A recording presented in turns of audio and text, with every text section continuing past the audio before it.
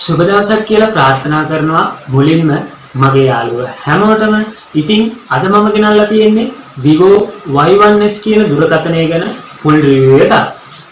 ඉතින් තවත් දෙයක් කියන්න ඕන LSE හෂාබ්‍රෝ YouTube channel එකෙන් ඔයාලට ගොඩක්ම අපි ගේන්නේ phone ගැන reviews ඒ වගේම unbox ගැන.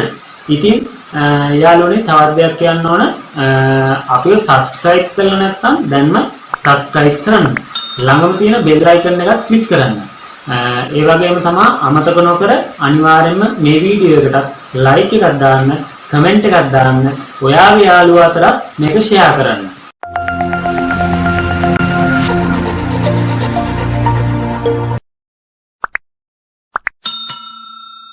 යාළුවනේ unbox කරන්න කලින් අපි මේකේ බාහිර පෙනුම බැලුවොත් ඔයාලට මෙන්න මේ විදිහට තමයි මේකේ බාහිර පෙනුම දැක ගන්න පුළුවන් වෙන්නේ. ඒ වගේම අපි යාළුවනේ මේක unbox කරන ගමන් අනෙක් features උත් වෙන වෙනම කතා කරමු. ඉතින් යාළුවනේ Vivo Y1s දුරකථනයේ launch එක announce කරලා තියෙන්නේ 2020 නොවැම්බර් 26 දිනය. ඒ වගේම Vivo සමාගම මේ රිලීස් කරලා තියෙන්නේ ඒ දවසමයි. ඒ කියන්නේ 2020 නොවැම්බර් 26 දිනම තමයි මෙයාලා මේක රිලීස් කරලා තියෙන්නේ. ඒ වගේම තවත් දෙයක් කියන්න ඕන. දැන් ඔයාලා හැමෝම දන්නවා දැන් එන කිසිම ෆෝන් එකකට හෑන්ඩ් ෆ්‍රී එකක් එන්නේ නැහැ. ඒ වගේම මේ ෆෝන් එකෙත් හෑන්ඩ් ෆ්‍රී එකක් නම් එන්නේ නැහැ. චාර්ජර් එකයි කේබල් එකයි යූසර් මැනුවල් එක ඒ ටික අඩංගු වෙලා තමයි මේ ෆෝන් එක Vivo සමාගම විසින් නිකුත් කරලා තියෙන්නේ. මම ඒ ටික කිව්වේ ඔයාලට සමහර අයට තියෙනවා හෑන්ඩ් ෆ්‍රී එනවද නැද්ද කියලා සමහර අයට පොඩි ප්‍රශ්න ගැටලු තියෙනවා. ඒ නිසා තමයි මම මේක වැඩිපුර දැනුවත් කරේ. මෙම දුරකථනයේ network technology එක ගත්තොත් GSM HSPA Lite ලෙස හඳුන්වලා තියෙනවා. ඒ වගේම මෙය 2G brand, 3G brand, 4G brand ලෙසද හඳුන්වා ඇත. Vivo Y1s දුරකථනයේ ස්පීඩ් එක ගත්තොත් HSPA Lite ලෙසද හඳුන්වලා තියෙනවා. ඒ වගේම කියන්න ඕන SIM type එක ගත්තාම dual SIM ලෙස මෙම දුරකථනය නිර්මාණය කරලා තියෙනවා. මෙම දුරකථනයේ body dimension එක ගත්තාම 155.1 වැඩි කිරීම 75.1 වැඩි කිරීම 8.3 ලෙස හඳුන්වලා තියෙනවා. ඒ වගේම Vivo Y1s දුරකථනයේ බර ගත්තොත් ග්‍රෑම් 161ක පමණ අගයක් ගන්නවා. ඒ වගේම මෙය බාහිර පෙනුම නිර්මාණය කරලා තියෙන්නේ glass, plastic back, plastic frame යන අමුද්‍රව්‍ය වලින් තමයි මෙහි බාහිර පෙනුම නිර්මාණය වෙලා තියෙන්නේ. මෙම දුරකථනයේ ඩිස්ප්ලේ ටයිප් එක ගත්තාම IPS LCD ලෙස හඳුන්වන්න පුළුවන්. ඒ වගේම ඩිස්ප්ලේ සයිස් එක ගත්තාම 6.22 ඉන්චයකින් තමයි මේක සමන්විත වෙලා තියෙන්නේ. ඩිස්ප්ලේ රෙසොලූෂන් එක ගත්තාම 720 වැඩි කිරීම 1520 පික්සල් අගයන් වලින් මේ පිහිටලා තියෙනවා. මෙම දුරකථනයේ OS එක ගත්තොත් Android 10 විදිහට තමයි ඇවිල්ලා තියෙන්නේ. ඒ වගේම CPU එක ගැන විස්තරයක් හා GPU එක ගැන විස්තරයක් මම ඔයාලට මේ විදිහට වීඩියෝ එකේ දැන් දානවා.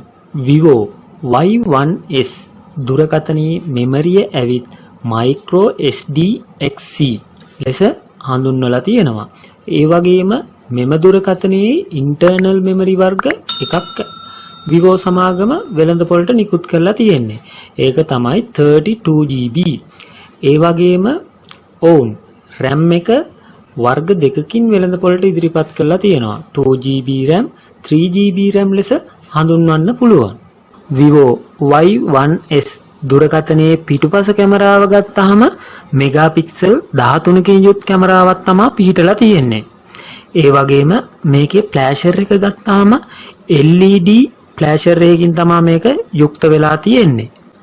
Vivo Y1s දුරකථනයේ ඉදිරිපස එහෙම නැත්නම් සෙල්ෆි කැමරාව ගත්තොත් මෙගාපික්සල් 5කින් යුත් කැමරාවක් තමයි මේකේ පිහිටලා තියෙන්නේ. ඉතින් තවත් දෙයක් කියන්න ඕනේ ඔයාලට Facebook, WhatsApp, Twitter, Instagram වගේ සෝෂල් මීඩියා වලට වීඩියෝස්, ෆොටෝස් දාන්නත් මේ කැමරා දෙක ඉතාමත් හොඳයි. Vivo Y1S දුරකථනයේ සෙන්සර් පද්ධතිය ගත්තොත් ඇක්සලෝමීටර්, කම්පාස් යන සෙන්සර් පද්ධතියන්ගෙන් මෙය යුක්තයි. ඒ වගේම ලෝ බජට් එකකට ගැලපෙන්න මෙහි තවත් විශේෂාංග ගත්තොත් ෆින්ගර්ප්‍රින්ට්, ෆේස් අන්ලොක් යන ෆීචර්ස් මෙහි ඇතුළත් කරලා තියෙනවා. මෙහි බැටරි එක ගත්තාම මෙගාහර්ට්ස් 4030ක අගයකින් යුක්ත බැටරියක් තමයි යොදාගෙන තියෙන්නේ. එය non removable බැටරියක් වෙනවා. මෙහි වර්ණ ගත්තාම blue, olive black ලෙස වෙළඳපොළට එවලා තියෙනවා. මේකේ ලංකාවේ වෙළඳපොළ වටිනාකම ගත්තාම රුපියල් 45000කට වැඩි අගයක් තමයි අද වෙනකොට වෙළඳපොලේ තත්ත්වය. මීට අවුරුද්දකට විතර කලින් මෙම දුරකථනය රුපියල් 20000ක් වගේ වෙළඳපොළ වටිනාකමක් තමයි තිබුණේ. ඉතින් මේ වීඩියෝ එක ඔයාලට ප්‍රයෝජනවත් වෙන්න ඇති කියලා මම හිතනවා. ඒ වගේම කියන්න ඕන තව ඉදිරියට මේ වගේ ඔයාලා ආස ෆෝන් වල රිව්ස් රාශියක් මම ගේන්න හිතන් ඉන්නවා. LSC Hasha Bro YouTube channel එක subscribe කරලා නැත්නම් දැන්ම subscribe කරන්න. අමතක නොකර වීඩියෝ එකට like එකක් දාන්න. ඔයාලා දන්න දෙයක් තියෙනවා නම් comment එකක් දාන්න. යාළුවන්ටත් දැනගන්න share කරන්න. ඔයාලට සුබ දවසක්.